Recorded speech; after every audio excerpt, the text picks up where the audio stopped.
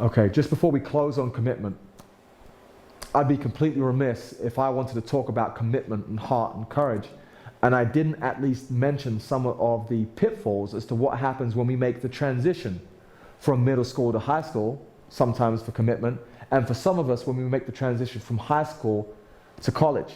There's a lot of individuals who are watching this DVD at home, and they aspire to do something pretty special with their skill set and with their career. Perhaps they want to even go on to win a full scholarship for college and maybe even perhaps go a little bit further.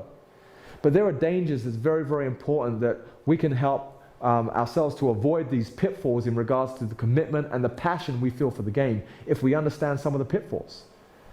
Now, for some of the younger players who are currently going through that transition from middle school to high school, you understand well as you step up to high school and there's a little bit more on the line and things are taken just a little bit more seriously for some of you, all of a sudden, just going to mandatory practice is not nearly enough. All of a sudden now, there are other parts of the game that you have to work on that you didn't necessarily sign up for when you started playing this phenomenal game. And what can that do to someone? What can that do to their passion?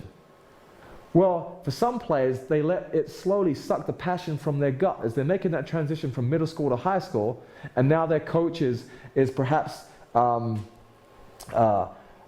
little bit more renowned in the community, and there's a little bit more online, there's more fans at the game, and now you're being required and encouraged to do some things over the summertime and work on your conditioning and those type things.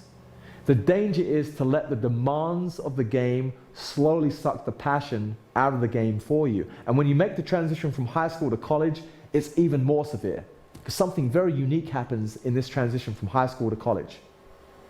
Understand this about our motivations, the things that motivate us. We've got intrinsic motivations, the love for the game, enjoying practicing and playing and competing, and we've got extrinsic motivations.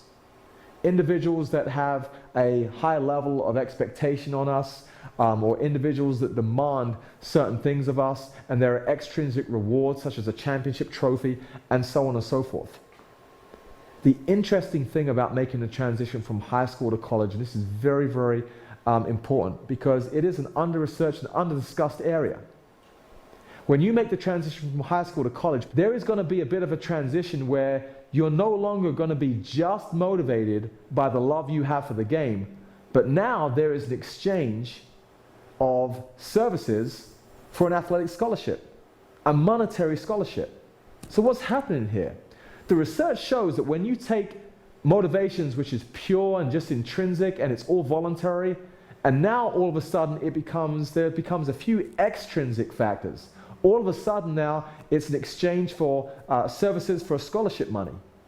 The research shows that the way players feel about the game during that transition, there is sometimes a little bit of a loss of love or loss of passion for the game. Please understand this.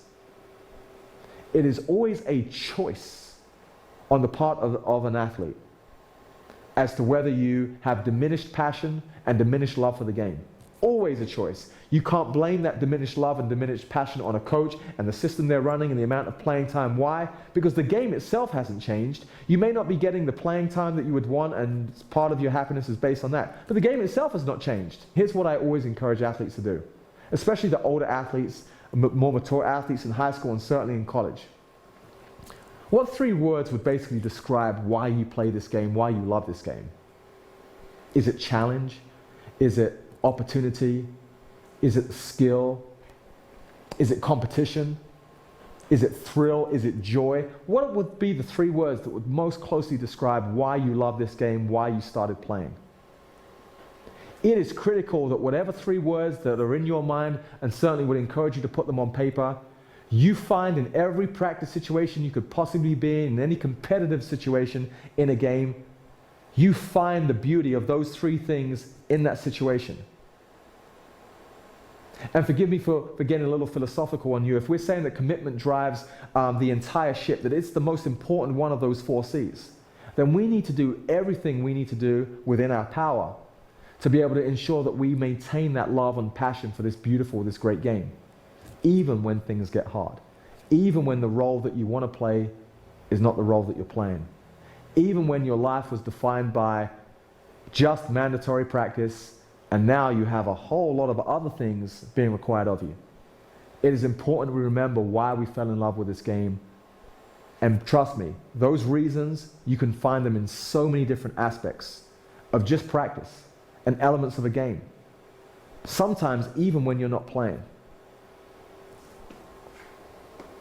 The last thing I want to share with you is a great tool, a great technique to maintain our passion and our commitment is to remind yourself what your greatest hope is regarding this season and even your career. And what is your greatest fear regarding this season and even your career? And I would encourage you to come up with the answers to those questions.